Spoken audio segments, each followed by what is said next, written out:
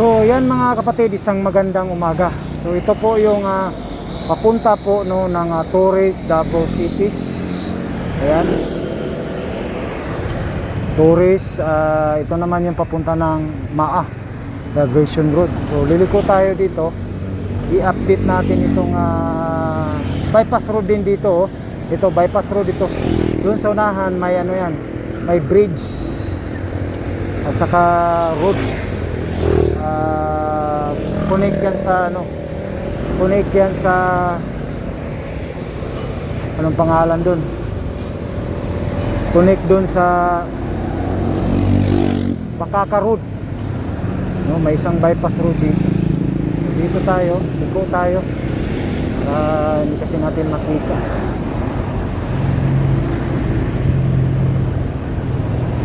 So ito po yung in-update din natin ito.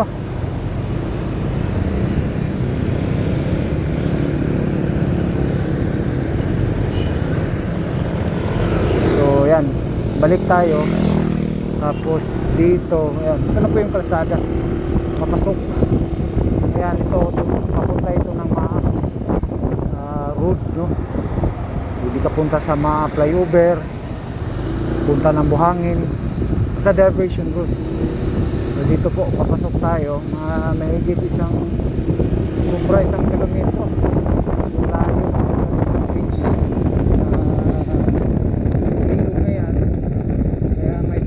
Kasi Davao River yung tubig breaking dyan sa may Davao River punta ng Bukana. Ayan, pasok tayo dito. Pinapit namin kasi talaga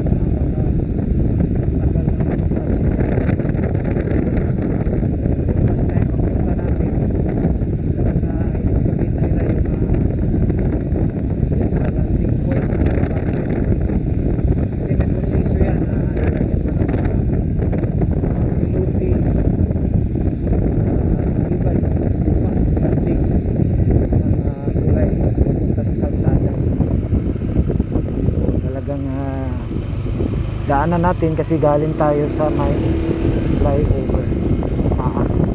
Hindi tayo doon, so hindi tayo umasa na pa eh.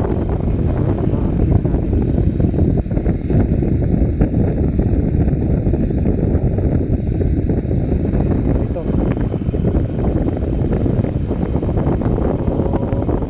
going ito ng pangalan dito, going ito sa may Bakaka Road. Ayan o, medyo papasok lang siya. Ito po yung pinaka access road din o. Pag natapos ito talagang labas kamay sa may Bakaka Road, punta rin ang lusot din niya ng ano, Diversion Road. O ayan, hindi pa, wala pa tayo nakikita, mga railings pa lang. O, may nakatambay dito mga culvert. Oh, wala pa.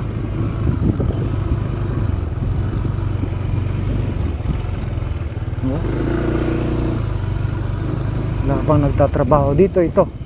Itong mga binaon nila oh, ito, mga pilote ano. Itong mga butas-butas. Yan po yung pilote. So parang nakaano na yata sila. Nakabaon na yata diyan. Dito lang tayo kasi hindi maano. Hindi tayo makadiretso. Uy, may ibon no. Ayan no. Ayan, ibon yun no. So ito, kita natin no. Uy, wala na. Kinuha na pala yung ano dito mga kapatid no. Itong craneway nila, yung daanan ng nung paggawa nila ng tulay. Ayan no.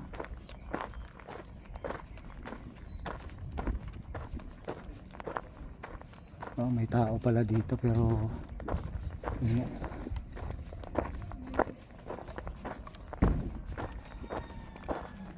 kuha na din eh. Ikuha na. Bungkag na. So yan o, ang laki ng baha, Davao River. Uy. Oh. malalim yan. Oh, ang lakas ng ano ng tubig oh.